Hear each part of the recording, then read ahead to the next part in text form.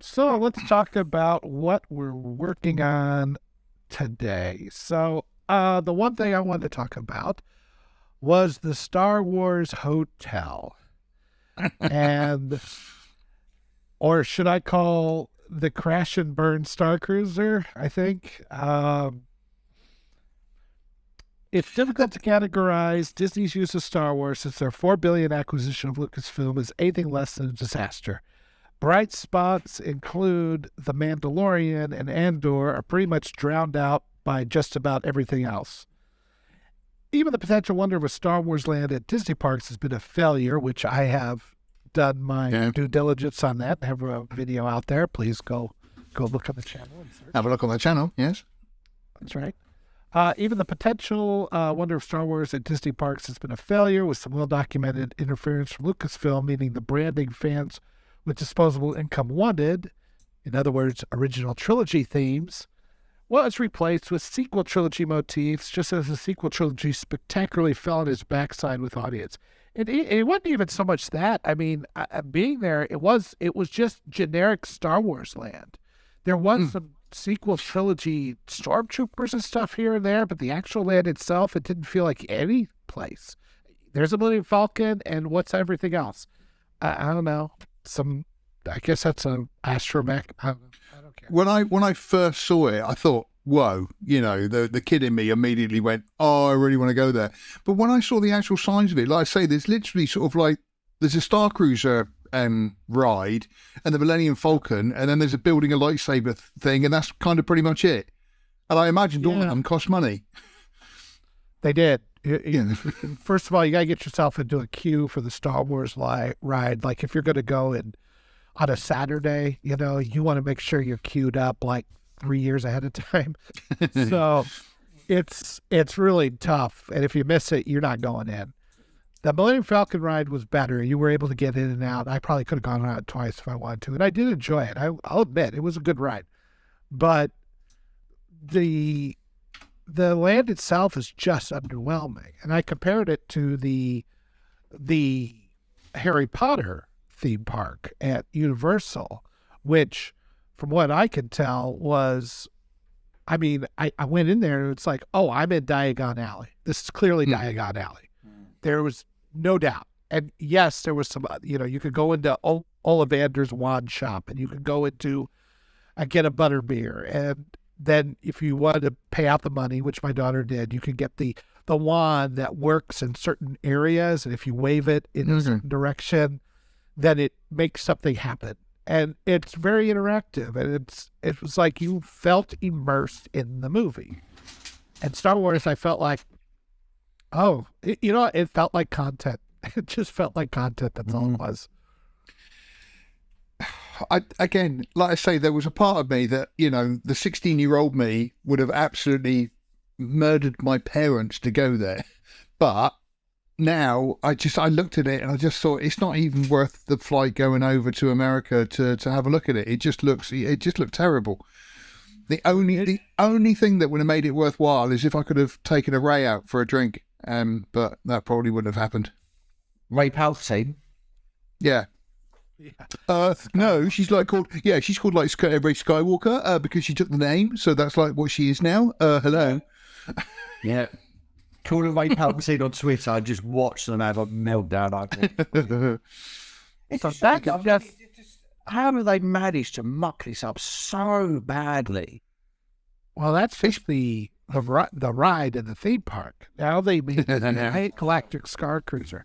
Now, I didn't know how much it was. It's like $2,400 a person. It was insanely expensive. For a weekend. And again, I just looking at every part of it. At no point did I look at it and go, well, that's from wherever. If they'd have built like the cantina from Tatooine or something like that, or from Mos Eisley, you could have gone in there and gone, oh, look, there's that guy, and there's that guy, and there's the band playing. But you're looking at it, it's just, again, generic place which is in outer space. It's not actually based on anything Star Wars-y at all, as far as I could tell. Star Wars Galactic is so expensive. Star Wars Galactic Star Cruiser turned out to be a litany of strategic blunders. Chief among these was the price point. At nearly $5,000 for a 2-night stay, they immediately placed it out of reach of anyone but the most committed fans or those with a high level of disposable income. It did not represent value for the money, a common complaint with Disney theme park experiences these days. $500 for a 2-night stay, maybe $700. I might have been able to stock. $5,000. That's insanity. I think somebody said in the comments when we put the article up, it's kind of, yeah, if a Princess Leia turned up at your place you were staying at 7 o'clock and stayed till 7 in the morning, yeah, I might have gone in for that, or a Twilight or something, but... And she better be in the bikini, and she better be not like Carrie Fisher in Last Jedi. No, mine, I got Jabba the Hutt. Now, this is not what I ordered, but come in. if you go on an actual Disney cruise, like an actual boat that actually goes someplace, it's like under $2,000 for a 4-night cruise. If you're already in Florida, everywhere from Miami to Fort Lauderdale to Port Canaveral has 3 cruise ships a day departing and heading out into the Caribbean. If you're willing to slum it on a standard Carnival ship, you could get for 7 days, including food and a beverage packet, for around $800. So what could possibly justify $5,000 on this this hotel? I mean, is it actually going into fucking space? Because then maybe I can see it. Yeah. It's actually cheaper than Jeff Bezos' trip into space, or the Virgin Atlantic one. If that was happening, I might have been able to stomach it, but I'm pretty sure it's not. Again, who are they aiming this for? Because, I mean, okay, maybe the older Star Wars generation, like us guys, probably have a bit of money kicking around and stuff, but it's not like anybody new's going to want to go there, is it? You know, I ain't got $5,000 kicking around for a 2-night stay. The only thing I've got in $5,000 is my weight. Well, it sums it up, though, doesn't it, for what you just said? You know, who are they aiming it for? They clearly don't even know their target audience. No. They've got 40-odd years of history and research looking at their target audience. They can't get it right. It just shows you the level of incompetence that is Star Wars right now. Like I say, they've had a couple of hits. I mean, I know Andor wasn't my cup of tea, but I'm not going to deny it was a well-made show. And the same with Mando. But I mean, apart from that, Rogue One was serviceable, but the rest of the stuff is just, but again, it's not kind of, it's not that original Star Wars, is it? It's kind of like the best that Disney have done. But again, that's kind of like sort of saying, this is the most solid turd I found out of all the runny ones here. I really enjoyed Rogue One. I actually think it's probably the 4th best Star Wars film for me. I prefer it to the prequels. Well, yeah, no, that's a fair point. Because I was just trying to think, and I was thinking, better than the prequels? No, actually, yeah. Is it better than Force Awakens and the rest of the sequels? Maybe. I mean, Rogue One has a lot of problems. Chief among them being your inability to connect emotionally with the characters. That's the biggest problem of that movie. The plot is okay. There's a few little hiccups that, they could have done better. But overall, the plot is okay. But the acting, I don't know if it's the acting or the actors or just the characters or whatever, they're just blocks of wood that you just can't really connect to. But yeah, it's probably the best one. I think Solo is not bad.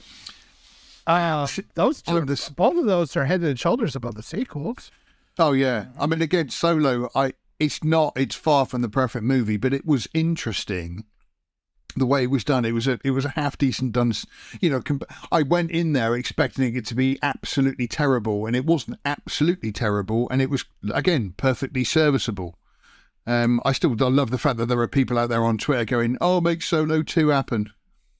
Yeah, no. I think my issue with Solo, I quite enjoyed it. It wasn't, by today's standards, it was all right, but it was just so completely unnecessary. That was my biggest gripe.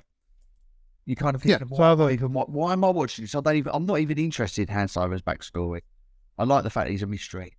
Yeah, That's kind of half the point. That, like you say, the Boba Fett show. No. I'm so glad I know why he calls him Chewie. Are you kidding? I'm just so happy. Yeah. Those things. Who on planet Earth didn't connect that they called him Chewbacca, or he was called Chewbacca, and then he shortened it to Chewie, and that they felt they had to explain that? I'm assuming modern Star Wars fans. Yeah. No, wait a minute. So his name Chewie is a shortened version of Chewbacca? Whoa. Like, I know. It was based the thing they say. Telling me your full name's Philip. yeah, I shortened it to Phil. Where does that come from? Steve. It's weird because I don't feel like the prequels like ruined Star Wars for me. That's the thing. It's like the prequels were bad, but there's still like this underlying idea or framework that I kind of like. It's just executed so poorly. But I mean, it's not. There is, if you take it as framework and then given it to a competent writer who could have fixed a lot of those problems and changed a few things here and there, I think there's something there. So, and it didn't really mar my enjoyment of the original Star Wars. I mean, I'm more mad at Han shot first maybe than I was at the prequels. But the sequels really did. I mean, the destruction of Luke Skywalker in The Last Jedi had just really just taken the air out of my tires as far as my enjoyment of Star Wars, even of the originals to a certain extent. I'm just like so over it now. And I never thought that would ever happen to me. And so when I look at the two standalone movies, which are objectively better than the prequels, I'm kind of like, everything else has so destroyed my interest that I don't find any, like I still had the desire to go and rewatch the original trilogy here and there, even after the prequels have come out. And now I'm just like, I don't even want to watch those anymore. I mean, so not that I wouldn't enjoy them, but it's like, for me, you know what I'm saying? It's along the same lines as for me. I still remember, like I say, in '99 when the special editions came out. Me and my mate went to see them. We saw all three of them in the cinema, and then they had the Phantom Menace came out, and I remember being on dial-up modem back then, and it was 97 the special edition came out. 99 was when Phantom Menace came out. Sorry, but I remember on dial-up and having to download the trailer so I could watch it because I couldn't stream it, and waiting. Yeah, and like the first one I got was like a tiny little version. I was kind of trying to watch it, so then I left the computer on overnight to download the larger version so I could properly enjoy it. And then me and my mate were on the phone and we booked our tickets and we went to see it and all this kind of excitement. Whereas now, I mean, I know they've kind of cancelled the slate of movies that are coming out, but when anything new Star Wars is coming out, I am just, completely indifferent to it now. There would have been a time I would have, murdered a cute puppy to go and see a new Star Wars movie, whereas now, I'm just not that bothered. Yeah, and maybe Star Wars should have just stayed the 3 and been done. I think we're all at that point now. It should have just been the 3. The problem is we're at that point, but there are still people out there who think, no, let's have more. We can't have enough Star Wars. We need to have as many Star Wars as we possibly can. Not realising it takes away that specialness. That you've got something so special. I love banoffee pie, right? Banoffee pie, easily my favourite dessert. But if I was at a restaurant and they just kept putting banoffee pie on my plate, after a while, I'm going to say, do you know what? I've had enough of this now. To me, banoffee pie is one of those things I have as a treat if I go to a restaurant once, maybe every 6 months or whatever. And like you say, but with Star Wars, yes, it was a treat when it came out, even the prequels. They weren't the best films, but you look forward to them. Whereas now, Disney have just oversaturated everything. And it's just, and the problem is they're oversaturated it with just garbage. It's just, half of it is just awful. Boba Fett and the Vespers in space. Well, even when the prequels came out, it's like, okay, the prequels aren't good, but in 6 years we got 3 movies, and that was pretty much it. I think you had that Jenny Tartakovsky thing just before Sith came out, the little 5-minute animated things leading into Yeah. Return of the Sith. And then it wasn't until 2008 that the Clone Wars came out. And even that was just that show. It wasn't like it was just tons of Star Wars coming out. And the Clone Wars, I admit, was good. I liked it. But then once Disney, it just factory, like you said, content. And I don't know. What is the next thing Star Wars coming out? I have no idea. You've got Mando 3. You've also got Ahsoka, which apparently is being worked on by John and Dave, so it's kind of fingers crossed. Look at you, John and Dave, on first name terms. Oh yeah, Mitch, yeah, John and Dave and that, yeah, we're having a laugh and that. Oh yeah, you know, we're like this and on the thumb. But just quickly to come back to Clone Wars, somebody who I know sort of said, "Oh, you should give the last couple of seasons of Clone Wars a go." Now, I've said quite categorically when the movie came out, I hated it. Hated the movie. It was a horrible film. But the Clone Wars, I have tried to watch it a couple of times, and I've got up to like about the third season. And the one thing that kind of kills it for me is the battle on Tatooine. Now the Republic Army is, that whole introduction. I kind of just hated that. But I did watch the last two seasons, and I've just finished season 7, and those last 4 or 5 episodes were absolutely masterclass. They genuinely were really good. The whole Ahsoka thing with Darth Maul and everything else, I was sat there gripped and thinking, this is great. I am loving this, and I'm annoyed at myself for taking so long to watch it. And so now I've put Rebels on, which I've heard is kind of, it's not as good, but it's worth a watch. It has some really epic, awesome moments, and I think it's one of those, just like Clone Wars, it gets better as it goes on. It's okay at the beginning, but it's a little first season itis. Yeah, it takes its time to warm up. But when it does warm up, I mean, when they bring in Vader and Ahsoka and some other characters in there, they just expand the universe. It really, really does a good job. There's a couple of things in there that you may have a go at, which I can understand, but it really didn't bother me too much. It's I kind of understand that, because it's like with Clone Wars. Clone Wars, I mean, they were only 20-minute episodes, 23 minutes, whatever they were. And there were, most of them were pretty good, but there was a few, like I think when Mace Windu and Jar Jar went off to somewhere to save some queen or something, and it was like really sort of like, it's filler. But the rest of the stuff was actually really decent. And even though I knew what the outcome was, I was still kind of like, oh, right, okay, and what is actually going to happen? And it was just done with love, is what it was. It was done with love and respect, and like I say, I really, really liked it. I love the idea. What's that? Go on. Filoni? Did he do? Yeah, it's Filoni. Yeah, he did all that. John and Dave. John and Dave. Yeah, Dave did it. Yeah. Just give us a like an ice cream and get Kennedy out of there, and I think Star Wars can get back on track again. With a bit of luck. He clearly knows what he's doing. I like the whole idea of them going to that planet where there was the personification of the light side and the dark side, and then a dude in between that worked with Ben and Anakin, and an Anakin. That must have the good one. It's a really weird. No. That must have been in one of the seasons I didn't watch. It's one of the earlier seasons, but it's a really interesting idea that I like, that they were trying things like that without breaking. Yeah. Breaking stuff. So I don't know. I mean, I liked the Clone Wars. I liked Rebels. I've liked the Bad Batch. I haven't watched the new season yet, but I thought it was okay. But it's all Filoni doing that. They do all right. Mandalorian, fine. We'll see the third season. I'm kind of half looking forward to it. But again, when he was it in Boba Fett, he was building his ship. In the 2 episodes of The Mandalorian, which were in the season of Boba Fett, and they were building that Nubian ship, and obviously that bubble's going on the back, and you're going, oh, right, okay, so they're just going to bring Baby Yoda back. And again, it's kind of... the whole second season. Yeah, and it's just kind of... Baby Yoda does kind of work, but at the same time, I don't need cutesy kind of anymore now, Andor didn't have enough killing in it.